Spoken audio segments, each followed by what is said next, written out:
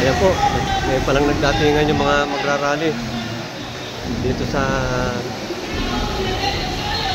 Commonwealth Avenue, Quezon City po.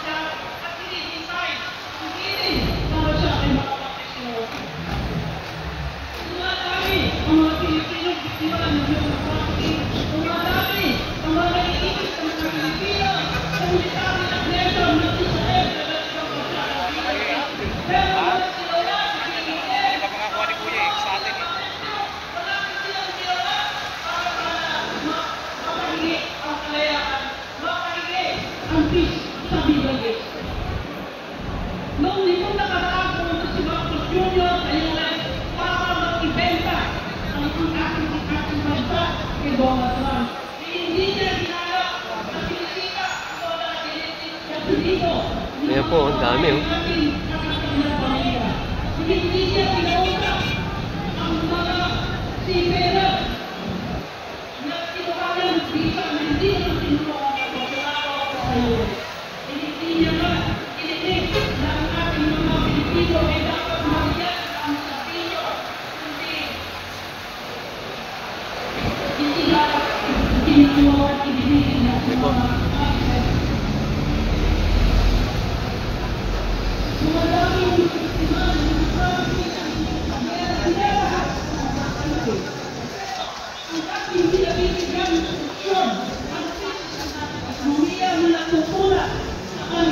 Ibang bansa.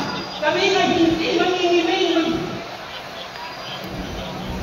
Kami ay hindi mangingiming panawagan. Ipanawagan na dapat bigyan tayo ng trabaho dito sa Pilipinas. Hindi yung human trafficking.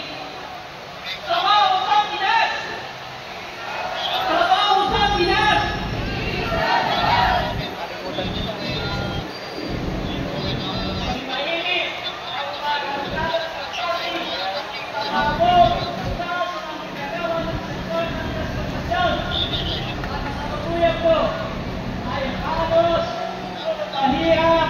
Itong naghahelay na kasalukuyan na inaabot ng sektor ng transportasyon.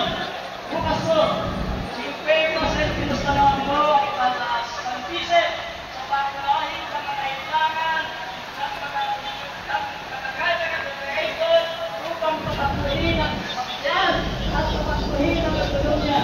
Ang katumbas ko nito sa tawag piso at pagtaas ng peso ng langis ay ang katumbas ng pag-iib ng iba ng mga kagaya ng operator ay halos 1% ang epekto sa pambansang deficit ng ating bansa. Kung ang lahat ng ito ay nagbugat doon sa mga nagdaang puppet na nag-umpisa pa sa panahon ni Cura Macapagal-Arroyo hanggang kay Aquino, hanggang kay Duterte at hanggang kay Marcos ay pinagpapatuloy lamang niya ang usapin ng Oil Deregulation Law na nagbibigay ng pahintulot sa mga multinational na corporation ng langis at mga tambuhan ng mga gas station na nandito sa ating bansa. Mula noong 1998, nung ipinatupad ang Oil Deregulation Law ay halos 7 pesos o hanggang 10 pesos lang ang presyo ng diesel. Ngayon po, umabot na ng 57 pesos. Ibig sabihin po niyan, halos 50 pesos na po ang itinaas ng presyo ng diesel noong wala pang Oil Deregulation Law.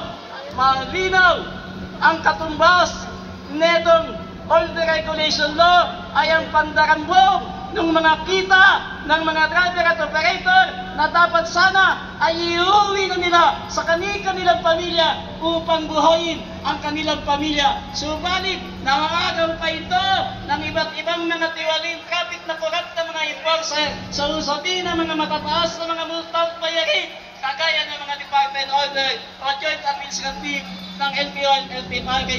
Tugod pa dyan, dinagdagan pa ng lalong higit na pagpahirap itong PUV Modernization Program na itinutuloy ni Ferdinand Bongbong Marcos Jr. sa kasalukuyan na halos 7 taon na po natin binubuno ito. Naninindigan tayo na kailangan natin ipagtanggol at ang karapatan ng mga driver at operator sa nakabubuhay na kita.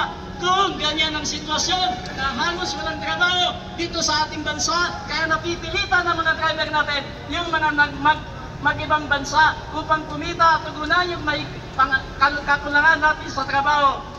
At kailangan natin igiit itong 1,220 pesos na dagdag sahod ng mga manggagawa upang naman ang mga driver natin makaagapay at makasamunod ng nakabubuhay na kita sa usapin ng pagdagdag na naman lang ng pamasahe. Inako na nga namin ng responsibilidad ng mga gobyerno sa usapin ng public service na dapat sana gobyerno ito, hindi sa mga individual na mga kagaya namin na mga driver at operator at tinatanggalan pa ng hanap buhay sa usapin ng pagtanggal ng prangkisa at kukunin pa nila